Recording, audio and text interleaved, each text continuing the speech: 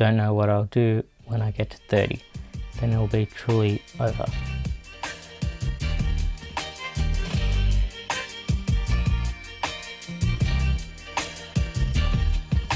Hi YouTube, it's too late. I didn't lose my virginity until 24, and even then it was only to a hooker. I can't ever make up for what I missed out on. And as time goes on, I keep falling further and further behind, missing out on more and more. I'll always be broken from missing out, and I'll only get more and more broken. I can never truly repair things. I can never truly move on. I will never be desired. No girl is going to want to hook up with me. I'll never be loved or valued or cared about at all. I'll never get to experience real love. I'll never get to have a girl who wants to be with me just because she likes me, rather than making some rational, calculated decision. I'll never get to be with a girl who will give her all for me, who will give me 100%. A pimp ain't a pimp with no hoes. A hustler ain't a hustler with no motherfucking dough. Thug ain't a thug if his gun don't smoke. A player ain't a player if his ass dead broke. A pimp ain't a pimp with no motherfucking hoes. A hustler ain't a hustler with no motherfucking dough. A thug ain't a thug if his gun don't smoke. A player ain't a player if his ass dead broke. Last time I said no girl came to save me. I'll expand on that a little. I've just been a very, very shy person who stays to themselves. I was pretty much raised by my grandparents who were in their 70s at the time. So I never really did anything but just play video games all day and live with some old people. I definitely need to make sure that I make this happen this year. It's not, I don't have to find the one this year, but I do need to make sure that we're not becoming a wizard, because that's what I'm on path. They say if you make it to 30 and you're still a virgin, you become a wizard. So, but yeah, I'm still trying. I'm reading this book. It's called No More Mr. Nice Guy. I accepted reality and that now I need to take action to change my situation. This isn't Welcome to the NHK, one of my favourite animes that I watched when I was a teenager.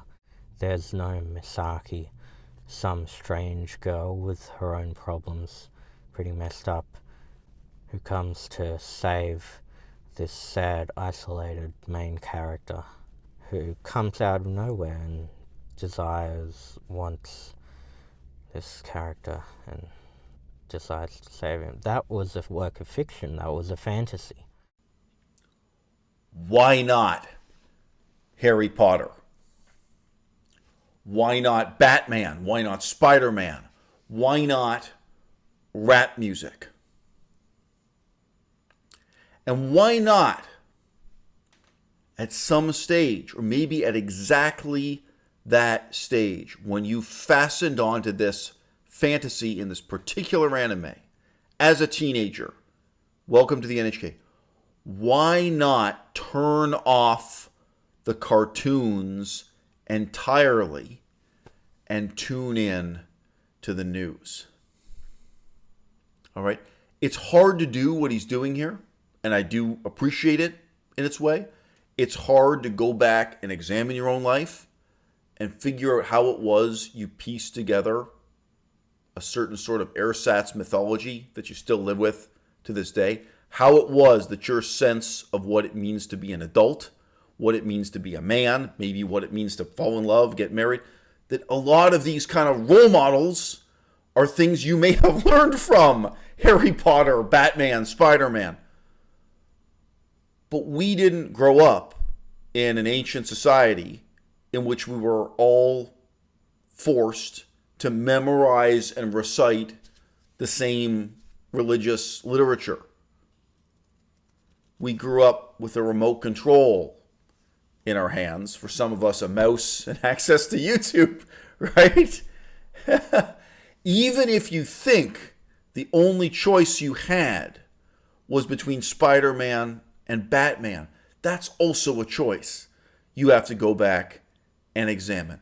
And how it is and why it is you assembled your sense of what it means to be a man out of this fucking jack-off fantasy in an anime. I'm sorry, but that's what it is, bro. Misaki is not a manic pixie dream girl. She's a breakdown of this trope in almost every aspect, just by being human and having justifiable motivations and problems of her own. She's so gentle and kind, but whenever he yells, He's violent, even borderline pedophilic at times. She, for some reason, stays by him. It's the sort of thing that I've seen, to some extent or another, criticized in other escapist media, nerd culture-related things. This is pandering to some of the darkest and most pathetic aspects of human nature. And that was what you reached out for, and that was what you fastened onto.